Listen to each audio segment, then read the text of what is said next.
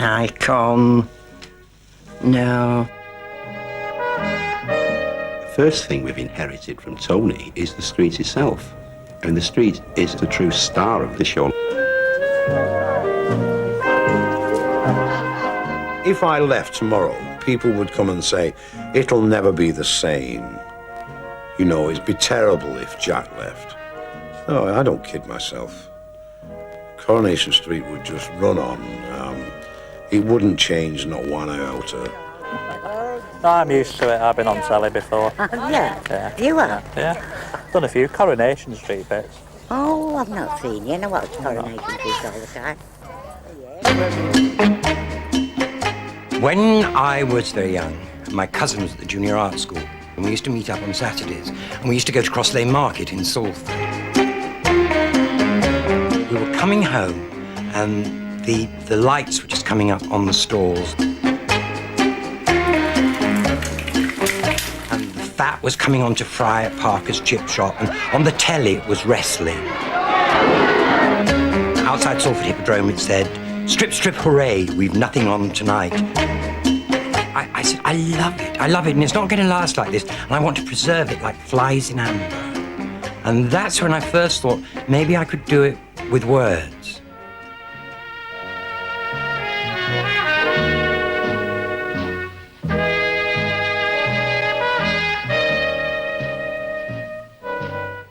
When you wrote it, was it already set in the past, even though it was 1960? As a writer, you must know that you can't write about today absolutely, because all you've got is yesterday to draw on. Were these characters based on people you knew, particularly the women? Well, the opening line of Elsie's is... Hey, Elsie, just about ready for the knacker yard. My Auntie Lily said, "You want to watch that bugger?" She says, "You have to keep your mouth shut." That's a fortnight later, it's on television. So it was various aunts and grandmothers and... Everybody, absolutely everybody. I was a rather sissyish little boy, and I used to go to my grandma's, or I'd go to my mother's friends' houses. And then I used to watch very carefully the differences between men and women. And I used to go under the kitchen table at my grandma's and look out from underneath the bottom of the chenille cloth and think, that's what men say, and that's what women say. Hey, ma'am, we've got a visitor. Oh. Me dad.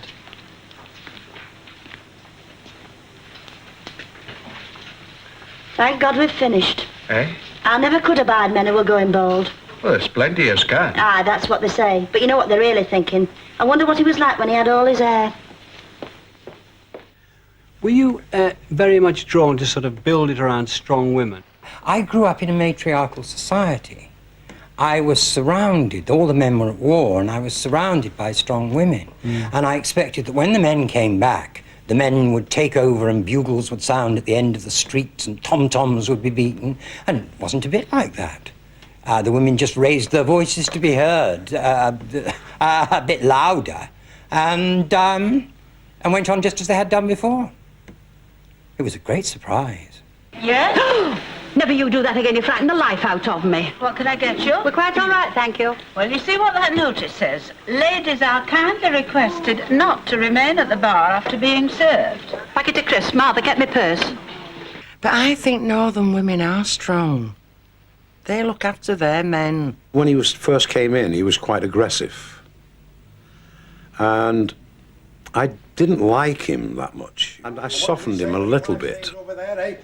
This man is MPEX. This man is under his wife's thumb. This man is a feckless article.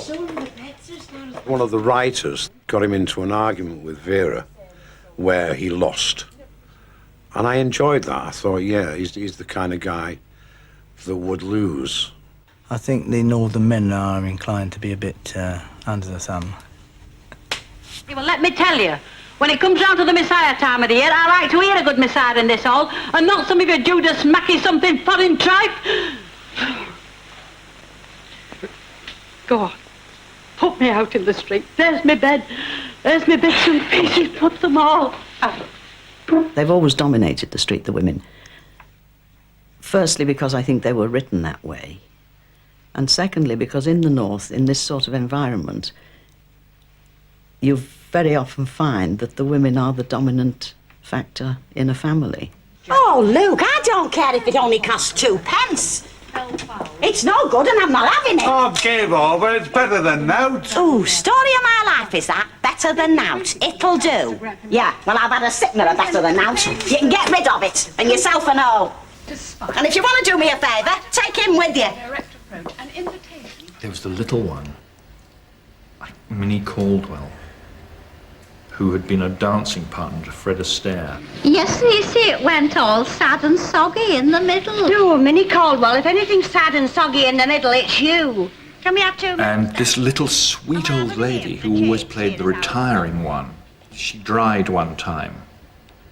She looked up and she said, "Oh, canary balls, what is that line?" And so they were very rough-tongued. I mean, they'd come out of a rough school. Can you think of anybody, any man in the early episodes who would, in your view, stand up, have the stature of several women we could both reel off? Swindley. A little turkey cock, but Swindley, yes. Now, there's no need to carry on like this, Mrs. Sharples. We're just giving you fair warning. Fair? Who else do you think's going to take this lousy job if I give it up? Go on, answer me that. Well, we shall have to face up to that if and when the time comes, shan't we? But it will come, Mrs. Sharples, unless you take notice of what I'm saying. There was a great figure in my childhood called my Auntie Polly Duck, and my Auntie Polly Duck used to say, "I know your faults and love you still." And that's what those early episodes of Coronation Street are. It's me looking at the North and saying, yes, I know your faults, but love you still. Everybody knew a pub landlady like Annie. Everybody knew a bad girl that they loved like Elsie. And all battle axes were Ina. When you think about it, the 3 that really endeared themselves to the public were the world's biggest snob. Oh, my idea of heaven is doing a foxtrot on a French chalked floor, knowing I look right. Somebody who was downright evil. Right. Did your mother or did she not stand screaming blue murder in the middle of Coronation Street at 2 o'clock in the morning? Should have thought it kept you up. Oh, the whole street was up. And something precious close to a prostitute.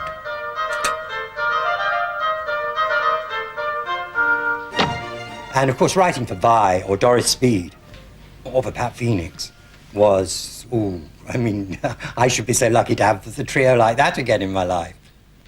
Doris Speed was the best Judith Bliss in Hay Fever I ever saw. She was superb. I remember she had a purple dress with a silver stripe down the middle, and when she got indignant, the stripe quivered. Now, that takes great technique, you know, to be able to do that.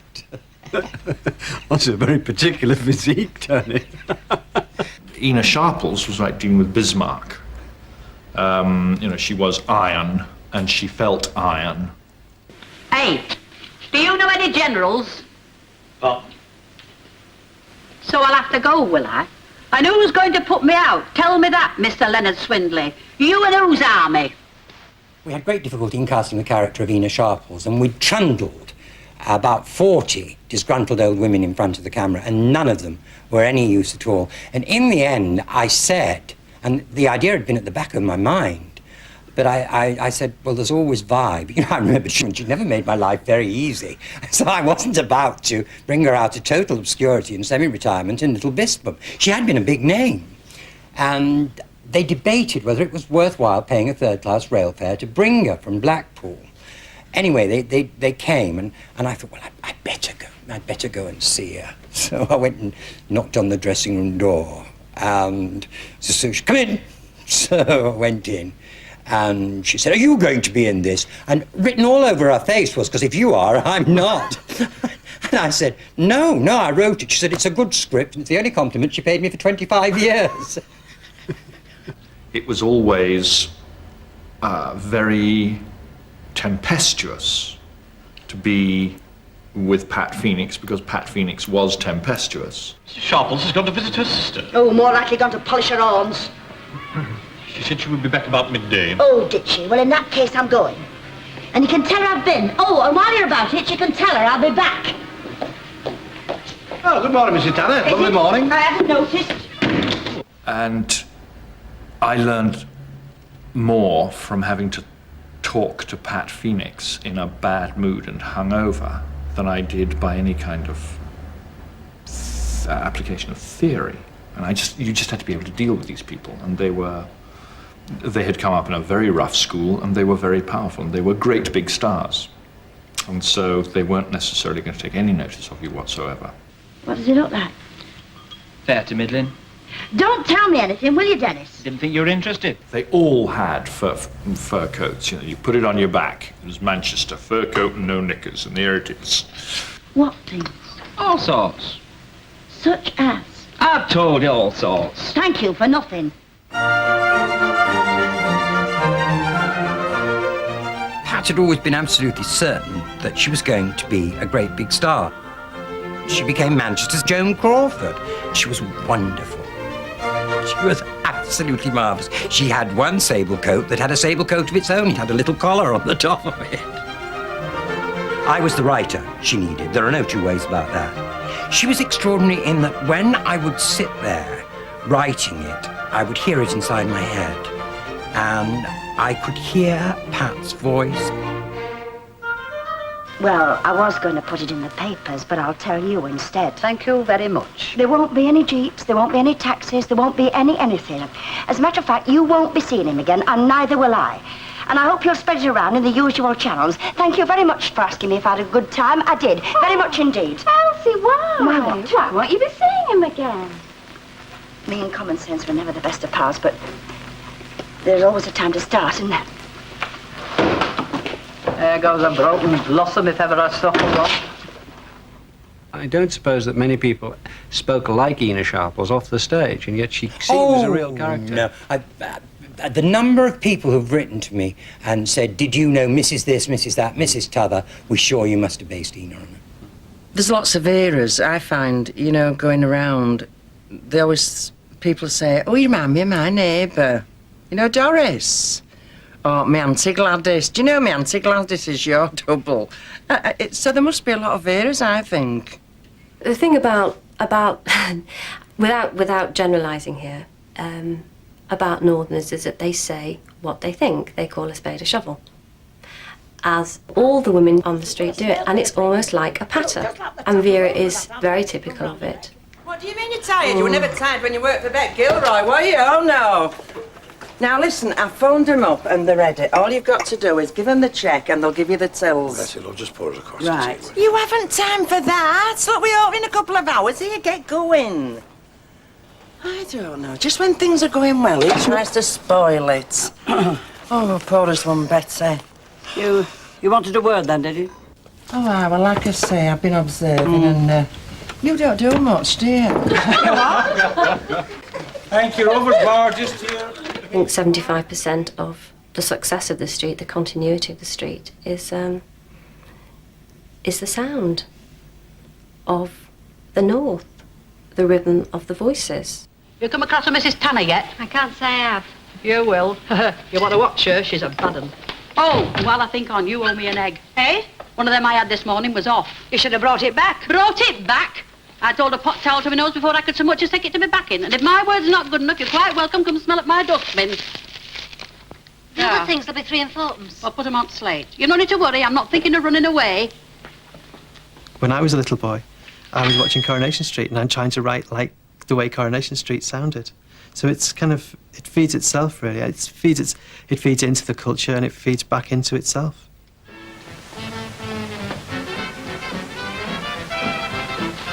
I was in 2 or 3 episodes in about 1963 or 4. Go down, I can't hear myself think.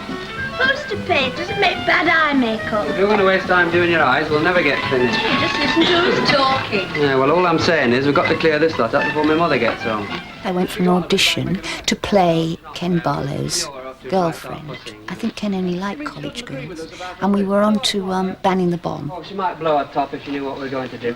Because don't forget, it came out of, and Tony Warren came out of a time, the 60s, when, Alan Sillitoe and John Brain, Room at the Top and all that sort of thing was going on, and it was all social realism. And for the first time, it was beginning to be thought interesting to write about ordinary people and about the working class. And of course, that's also long ago, that what's happening now with Coronation Street, they still sort of cling to that idea, but it's almost a pastiche or a parody of what went on before. In a sense, it disguised itself as sort of northern realism, part of Saturday Night and Sunday Morning and The Long Distance Runner and so on. But it was a highly theatrical piece, really, wasn't it? Yes, it was highly theatrical. I came from the theatre. Is the humour particularly northern, do you think? Yes. It's the nearest thing to Jewish humour. It's very wry. Adversity breeds backbone and telling comment. Is it something that you think came out of the north, cultivated in the clubs and in the music halls? In the earlier episodes, they say the Ina Sharples routine are almost music hall routines. A woman is a woman who has been to music halls and seen routines. You know, sometimes I think I'm just about ready to go off down to that cemetery. But if I had my way, I'd just like to go like my mother did. That were a beautiful ending. Oh, lovely. She just sat up, broke wind, and died. We all having the same again, girls. I don't mind if I do. Some people hate the comedy element in Coronation Street and think that it has no place in this kind of show. But I think it's what makes us different. Oh, come on, Reg. I mean, why do I have to be here? Because I need moral support. Moral support? You're having your hair cut. No, I'm not having it cut. I'm having it supplemented. The small features of people's lives is wonderful. And the shifts and the little strategies that people adopt to make life a little bit more bearable. Yes, but this is not for worrying. This is not for personal vanity. It is for survival, professional camouflage. Because in the commercial jungle, an executive like myself needs to look young. Now I understand what you've been wittering on about, eh? All falls into place now, if you'll excuse the pun. This wig, this hairpiece I'm having, it is an investment for my future. Hello, Miss Roses. Would you like to come through, please? Oh, yes, thank you, certainly. Hey! Where are you going? To the fitting room. These things are done with discretion. They don't just clap it on your end shirt bingo, you know. But what am I supposed to do while you're in there? Wait here for me, if you would. I rely on you. Just keep your hands up.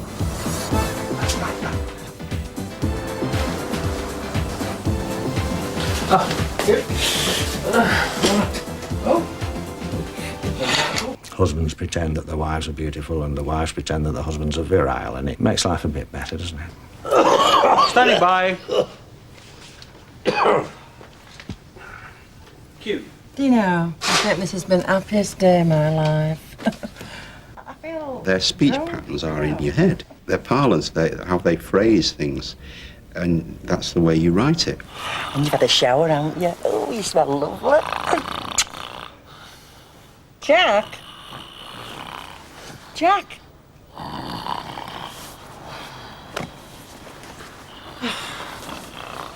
But tonight we're going to be lovely now.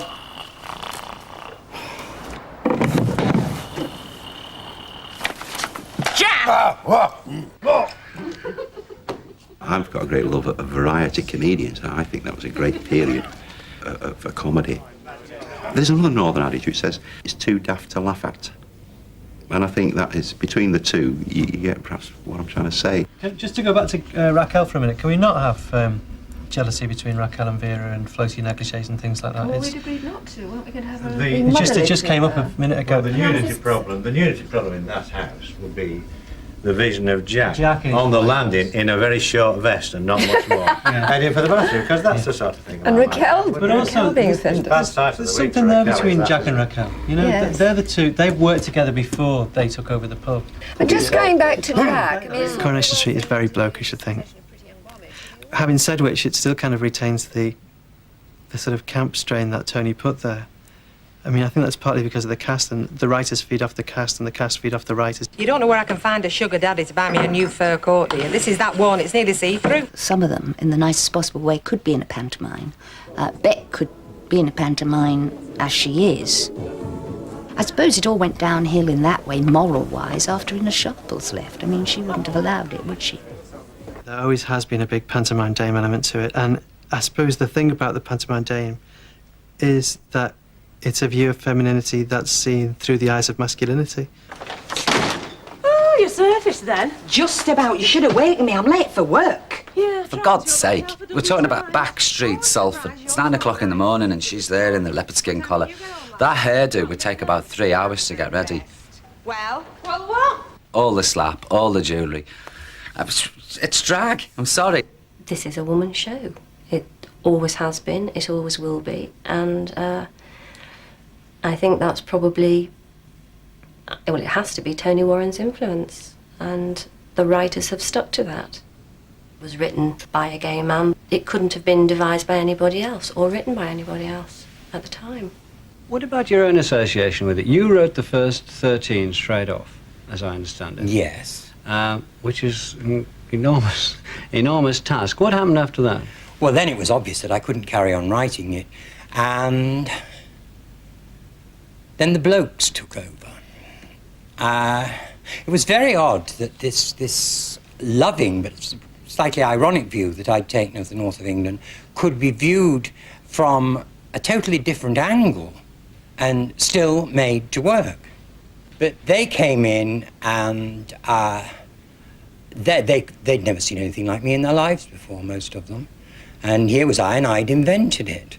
And it got a bit unpleasant. It got very unpleasant because I was openly gay at a time when it was not considered very sensible to be openly gay. But somebody had to stand up and say, yes, I'm gay.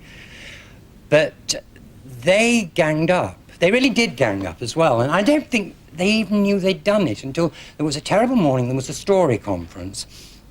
And I sat there and I listened and I listened and I listened. And then I got to my feet. Nobody gets to their feet to address story conference. And I said, gentlemen, I have sat here and listened to 2 puff jokes, to an actor referred to as a puff, to a line dismissed because it's puffy. And I would remind you that without a puff, none of you would be in work this morning. And nothing was ever quite the same after that. Do you think that it could only have been invented by a gay man then, Tony? Yes. Only this gay man, I think, could have written it. Well, people say I was, he was 23 when he wrote it. How could he know so much? But believe you me, a gay guy who's been out on the scene since the age of 16, at 23, is Elsie Tanner. What is it? You know, they used to call us good time girls, but we did have a good time. We had a damn good time. And you'll have more. Now, what's bothering you? Come on, tell me. Steve's here. It's all right. You wouldn't credit it, but you'd think you'd grow out of being a big kid. Then I found something very frightening. I found that a writer has a voice, and I had used my voice very effectively in the early episodes of the show. All the writers who'd followed had been encouraged to pick up where I left off. So they picked up the tone of voice. And I discovered that my style had become common property. I'm not at all sure that there weren't people who could do it better than I did.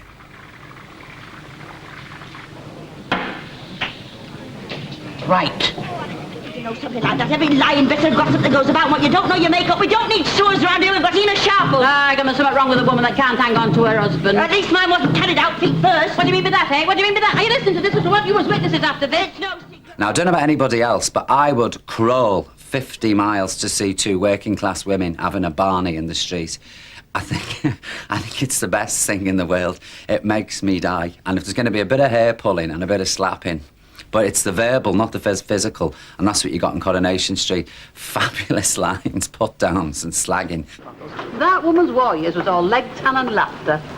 Morning, Mrs. Sharphurst. Hello, are you feeling happy now you're back in the diplomatic service? By the end of the 60s, Coronation Street was established as the nation's favourite programme. But Warren, its creator, had descended into an amnesia of drugs and alcohol. He emerged over a decade later. He now enjoys a successful career as a novelist. How do you describe your current role in the programme, Tony? I have been turned into a grand old man rather earlier than is usual. They send for me when they can't think of any other bugger to ask.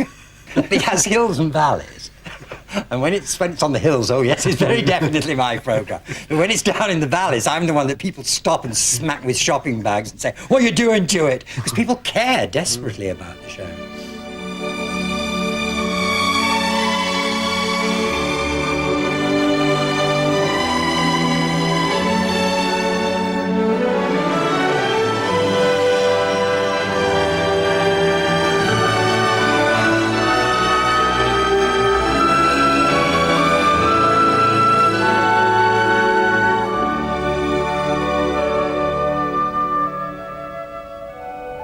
pub on the corner and a corner shop on the other one. And it's life, isn't it? People are friendly, the neighbours, they're nosy, but they care about each other.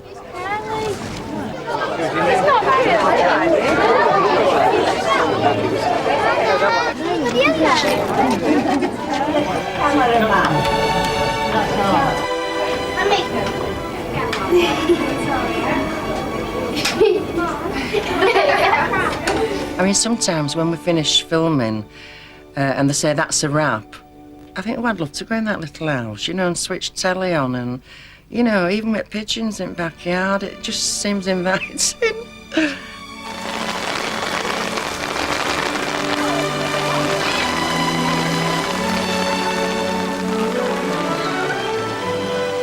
Coronation Street is 4 miles in any one direction from the centre of Manchester.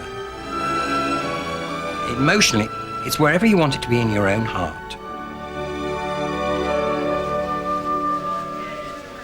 Hey, I think this is where they have the scriptwriters' conference. I've often wondered what these writers get up to, you know. Could Jim work with Bill? Wow. Oh, I hope they're not killing me off. They just ripped off the whole thing then. It's great. But this plum job, I think we do need to know what it is, because it ultimately has to be whatever it is that takes him away. Do so we is it want- still low is- stuffed? Or Do we, just- well, come back to that. Yes, It's to do with the fact that we were setting up a story that we've changed our minds about, so we should take all the setup of it out. Yes, exactly that. Because what it's become is better than what it was going to be that we hadn't actually worked out. Coronation Street story conferences are a game of consequences. Every 3 weeks you come back for another round of the same game of consequences. You pick up. The best question to ask at any Coronation Street story conference is, where did we leave off? In the trade, they call him Firman the Merman. He's half man, half fish. And Reg has the comb and the glass in his hand. Yeah. And one thing leads to another, and he's the man with the codpiece. I think So he'd want to train up an apprentice before he left. The way you leave often depends on how you have behaved during the time you've been in the show. I was given a very nice, dignified exit, and I can always go back if I want to. Go back, you stupid bitch! The cast are kept in line by the storylines, and if we want a character to leave, we will write them out.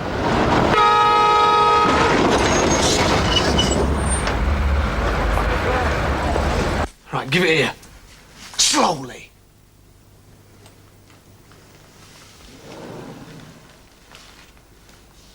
How's it going? They're taking you bloody idiots! That's a bit cheeky, even for you. Soon as I can. Yeah, she'll be along in about half an hour. You can go.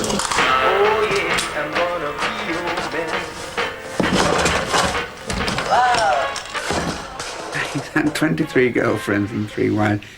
He certainly can attract the women, but he doesn't seem to be able to keep them. He's a bit careless with them, I think. I think it's a mistake, actually, to make Reg go out all mortified and miserable. I His tail agree. between I his agree. I legs. think so. I think we ought to see him going out, you know, as bobbish as ever. Do we want to give Reg a little bit of fun in his last episode? You just let Ken Morley play 2 parts at once himself. And this chap who looks uncannily like him, but very bestial. Very bestial. Oh, I don't think Ken Morley will go for that at all. With or without the toupee. Hi, diddly-dee, an actor's life for me. A high silk hat and a silver cane, don't want you roll with a diamond chain. Hi, diddly-doo, you sleep till after 2. You promenade with a big cigar. You tour the world in a private car. You dine on chicken and caviar. An actor's life.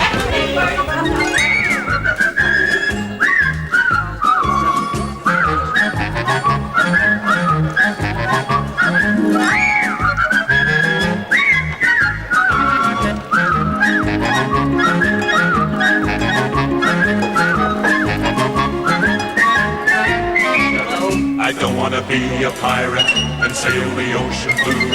I don't want to be the man in the moon. Do you? I don't want to go to Iceland and be an Eskimo. I don't want to be a baker, although I need the dough. He needs the dough. I need the dough. He needs the dough. I need the dough. He needs the dough. Do, re, mi, fa, sol. Oh, hi, diddly-dee, an actor's life for me. A high silk hat and a silver Angela and Tracy, that's cut. Sorry about that. And episode 3, scene 4 in the You promenade with a big cigar. You tour the world in a private car. You dine on chicken and caviar. An actor's life for me. I think writers must seem like the fates or like some hideous Chinese gods that just sort of wander around the earth making mischief for actors.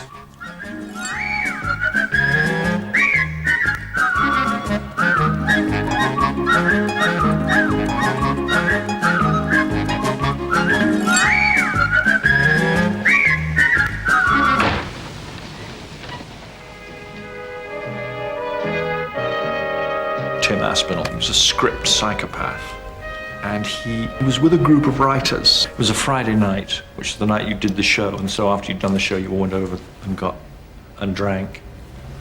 And he said to these guys, the other writers around him, he said, I bet you don't think that I can kill Martha Longhurst in the Snug on New Year's Eve. And they all said, no, no, you can't do that. You couldn't do that, Tim. You couldn't do that. So he went and did it. The reason why I chose to write out Martha Longhurst, the trio in the Snug, was because Martha was a relatively young woman. She was a brilliant actress, and I thought she'd walk into another job immediately. I was amazed when I heard that she wasn't getting work. Years later, I used her in a show, and she said that she'd hardly worked, apart from this job, after she left the street. Drink some port wine with me down at the Oval and Bush. Bush, bush.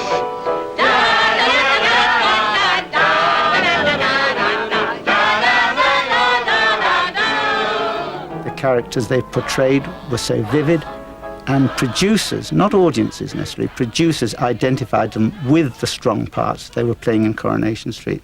Leaving the street, well, I don't know. I mean, sometimes I think about it. But I was a jobbing actor before I joined the street, and it's a very hard and cold world out there. And I don't really know if I want to go back to all that again.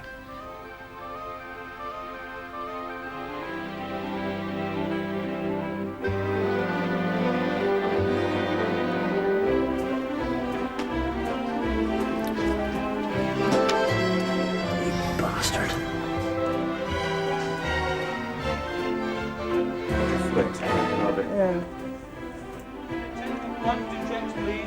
Continue to listen. That's it, great. Quiet, please, for rehearsal. Standing by. Righty, the big do. Paul! Do you mean they didn't come again? No, they've been in. Been in? What did they do? Go around with a frigging swatter? Well, fingers crossed, you know, touch wood. Well, I was wondering about Friday and everything because I don't think that we said, did we? You know, there was me thinking, did you want me or not? And when you said that you did, I was just really, well, with us getting us notice off the Broadway. You see, I didn't think to. Quiet, please, fellas. It's a wild track.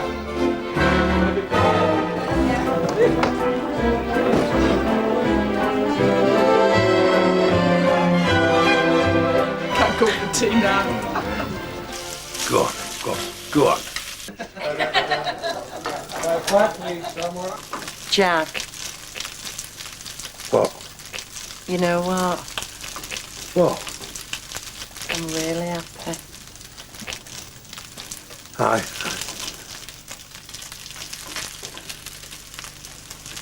Cut. Thank you.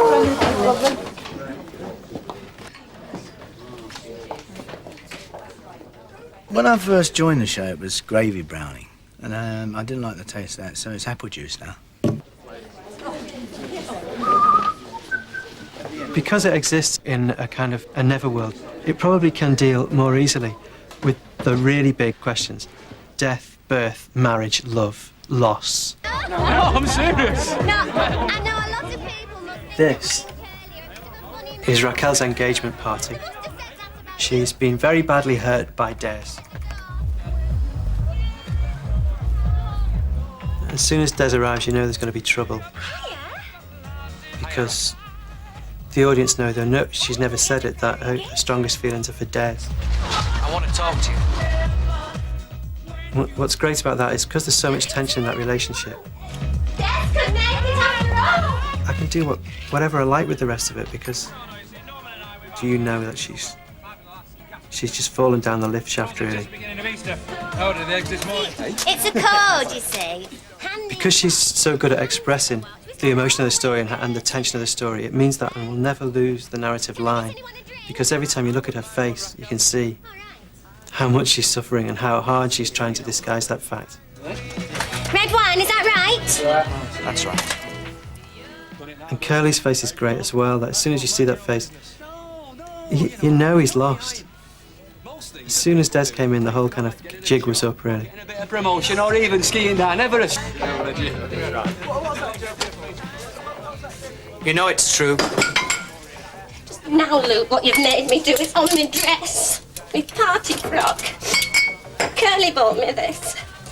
Never mind the dress. Come on, Raquel. No, just leave me alone! You've ruined my dress. You've ruined my party, you ruined everything. Look, I'm sorry about the dress, but there's things I've got to get said before Curly comes in. Marry me. She's very, very much an idealist. And because of that, when reality hits, it hits very, very hard. She's an extremely complex character. I can't marry you, Curly.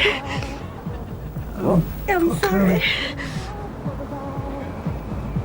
Look, we'll go for a walk. You've had a shock, that's all. It'll be all right. No, I just want to go home. The last shot where she just sort of clatters off down the alley by herself. And then she walks through this puddle, which I don't know why it does it. The puddle just seems to make the whole ending really epic and big. I can't marry anyone. I'm sorry. It's an epic image, the moon in the gutter and all that crap, you know. Raquel! Raquel!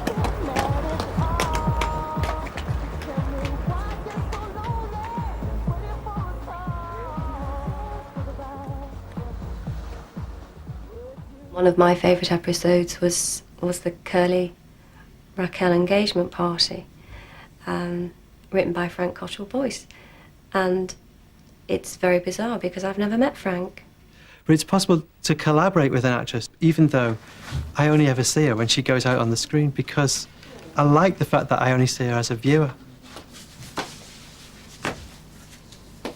The reason that we've ended up with the character that we've now got is because I tried to do something which was very far removed from me. She's terribly easy to slip into, providing that physically she looks very right. Get the shoes right and get the clothes right. And if the shoes aren't right, then she's not right.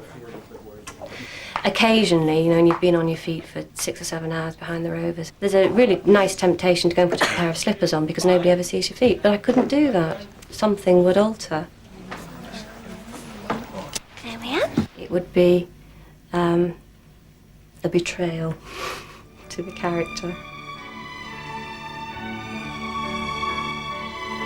I don't regard her as being a sex symbol because she's not aware enough. She doesn't realise the effect that she has on people.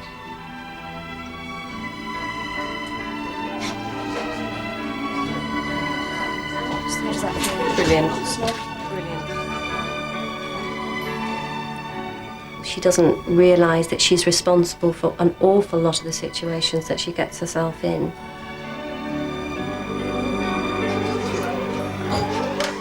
She isn't necessarily a victim. I think she's done very well to survive with her particular physical image in this day and age. Thank you, honey. Brilliant. I'll see you in 2 scenes.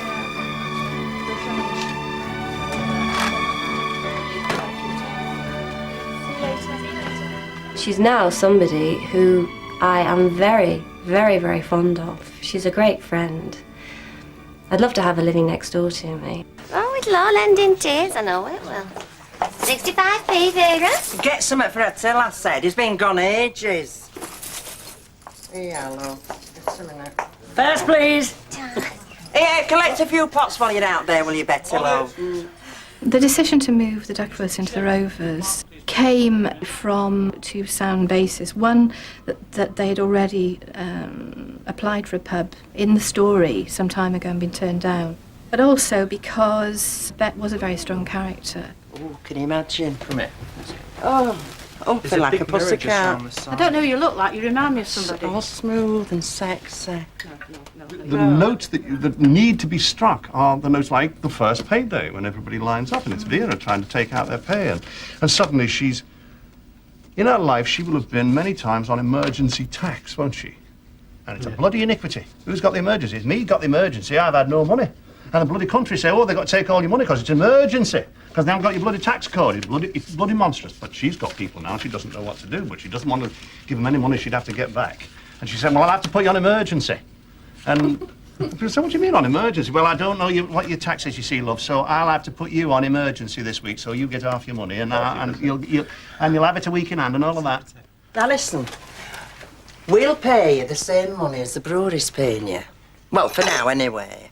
I mean, if you've got any money owing, any entitlement, well, get it off them because they don't cross over, you know. All right, so I can tell the others, can I? Because I know they're wondering like I was. Oh, you can tell them there'll be no changes made just yet. Hey, hold your horses, yo. Well, at any road, it's nice to know I'm not signing on. Of course you're not. You're a great asset. Oh, thank you. Well, I told you, didn't I? Didn't I tell you? Your job is safe. And who else have you told, eh? Not that Bill, for one.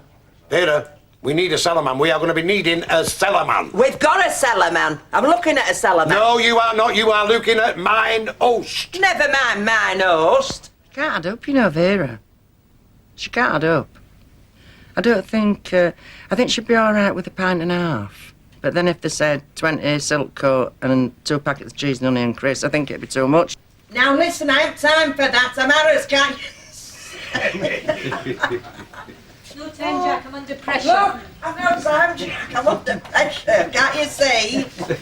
Look, don't mind me telling you, love. Look, I know. Yeah, but we've not got enough hands behind the pumps, love. Not because our Jack's had so much to do, and yes, but while I'm back there twiddling my thumbs. I'll have a word for you. You have to close in right. time. Look, I haven't been sat here, you know. Doing no, I've been observing. Oh.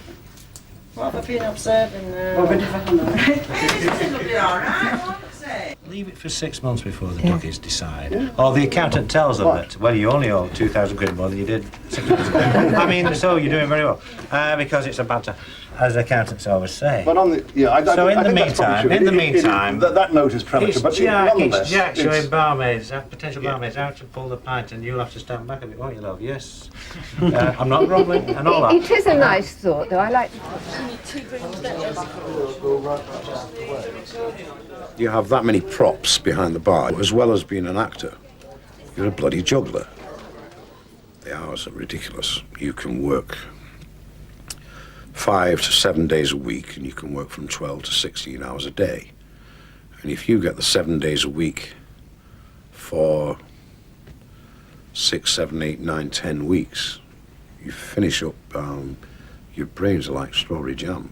Well, it just stays with you. I mean, I'm always thinking about did I do that right? The next scene, how do I find a way through that? And that's driving home. And then you get home and then you go, hello, how are you? Fine. And then you're still thinking about it because it needs that thought. Jack dies immediately. I'd come out of the studio and I'd go in my dressing room and I'd take off his penny and his stuff and I put them in a drawer and wardrobe, take them away, and I get in my car and I go home. I go in Marx's and I'm looking at knickers and bras and stuff. And they're going, it's you, isn't it? You know, and you're trying to think, what size is this? And I go, yeah. And they go, how's your Jack? And I go, well, I said, he'll either be in the cellar, you know, with the drinks and everything, or he'll be feeding the pigeons. They go, oh, of course he will. And then they've gone. But they're happy because you've answered as Vera.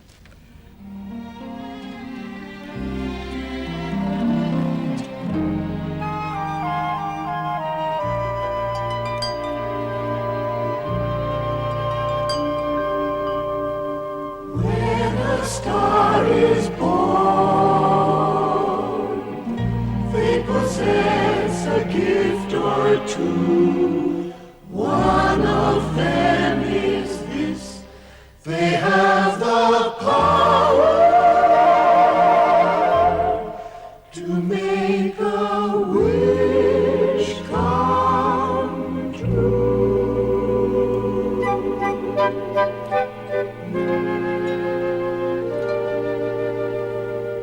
When you wish upon a star, makes no difference who you are.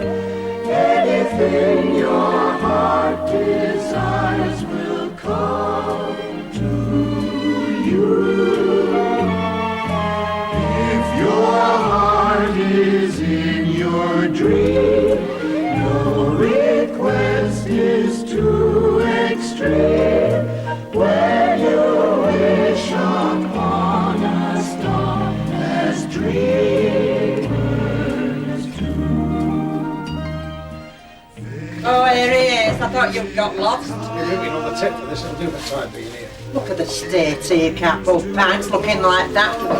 Look like I'm just nipping out a shower, shall I? Oh, no, you don't. Raquel wants some bits of putting on. Well, at least change my shirt. There's no time, Jack. I'm under pressure, can't you tell?